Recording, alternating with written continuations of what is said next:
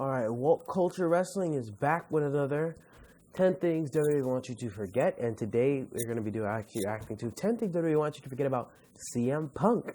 And I guarantee one of these things are that he ever existed in the WWE. That he ever is in the WWE. Because he just left the company. But anyways, let's go. Charles Montgomery Punk and the WWE have a frosty relationship, in the same way that Antarctica is a frosty continent. Punk quacked Big Vin's Playhouse of Greasy Boys 2 years ago, but WWE fans are still talking about him today. Well, I'm still talking about him today. Now, like all the other guys that have burnt their big muscly bridges... The quality ass. Scary Vincent. With this list, I really could just say everything and knock off to enjoy my burgeoning drinking problem, but where's the fun in that? For you, I mean, not me. Let's say Punk returned to WWE in the future. Here's what they'd want swept under the carpet. I'm Adam from WhatCulture.com, and here are 10 things WWE want you to forget about CM Punk. Number 10, he lost his first world title in the worst way. One of the reasons cited by chick magnet Punk for leaving the company was the lack of respect he was given as champion. And when you look at how his first run ended, it's hard not to go, yep.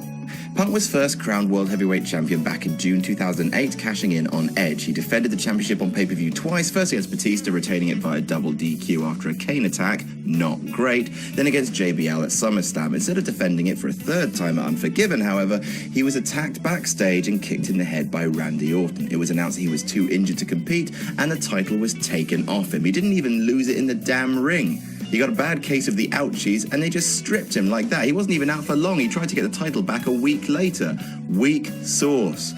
Number 9, the uncomfortable off-the-record interview. Cookie Master Punk is known for being something of a cantankerous old salt, as any passing visitor to his Twitter feed might gather. He don't suffer no fools gladly, and that includes people in the media. Punk's at the point where he knows what his time is worth, and if you waste it, then he's going to be CM Grump, as Michael Landsberg discovered when he interviewed him for Off the Record on TSN. Mikey didn't start well by playing a parody video ribbing Punk for having no UFC opponent planned or even a weight class. As the interview ran on, Punk gets visibly surlier before mocking Landsberg, saying, "It's funny to me, you try to be friendly, you try to act like you're my friend, and then when you get me on camera, you try to act like the cool kid in school," then calling him out for thinking he's hot shit.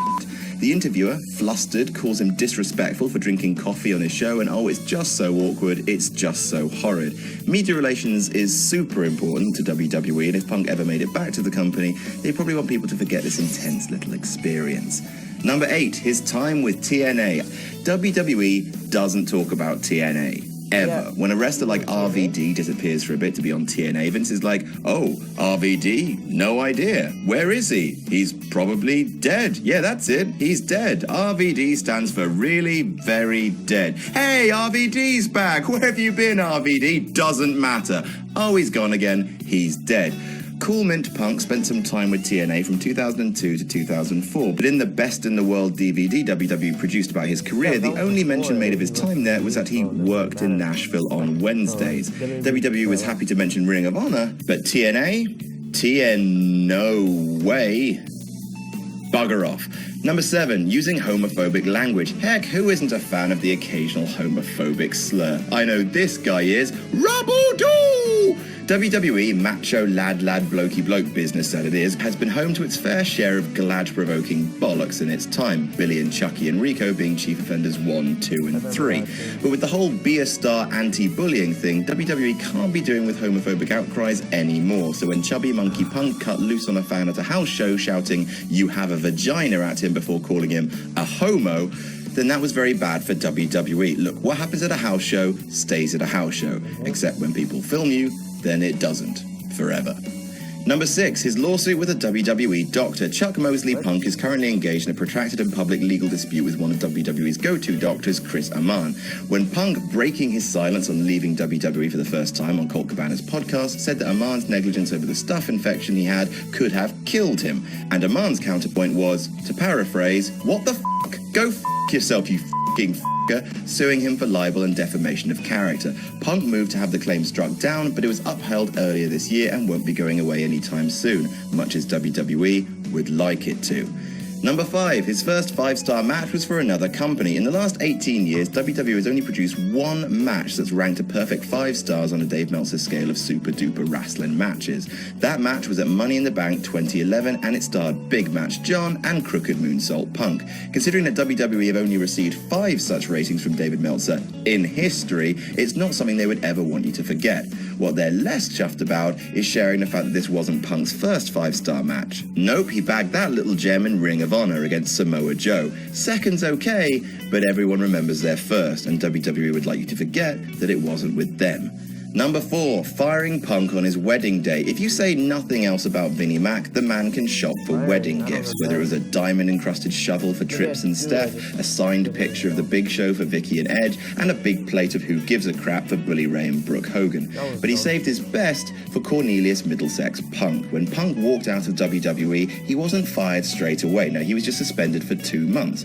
It was only on June the 13th, 2014, that Punk received his severance papers, which, by the way, was also his wedding day. In a supremely awkward moment, Vince apologized to Punk live on the Stone Cold podcast, citing a failure in communication within the company, and it wasn't on purpose. Yeah, that apology's not been accepted. Whether or not WWE did it on purpose, and look at Vince's face, with someone with a face like that stooped so low, it's a big blow to their PR. Number 3, when the Punk hits a fan. Hitting people is fun. Let's just remember what company we're talking about here. But it turns out that when you hit fans in the face, it's somewhat less kosher. On the 18th of October 2012, Colin McRae Punk was escaping through the crowd with his WWE title. Now, to be a little fair to Punk, the fans were all up in his business. Security wasn't doing a good job, and from this footage you can see fans shoving and hitting Punk, who is clearly getting more and more, to use a medical term, piss angry. After one slap to the head too many, he turns around and elbows a fan across the face, breaking his glasses, then pushing him down.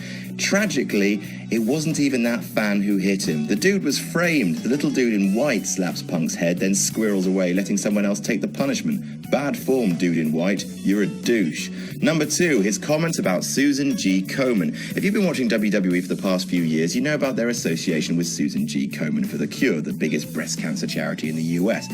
Every year, for a month, WWE goes pink and pledges to rise above cancer with all its superstars, heels or faces, decked out in coloured gear. It's one of WWE's biggest charity drives, so imagine the look on Stephanie McMahon's face when cement mixer Punk took to Twitter on October 5th and wrote, "If you're going to give money to a company that claims to raise money for finding a cure for cancer, please do some research. Komen is a scam."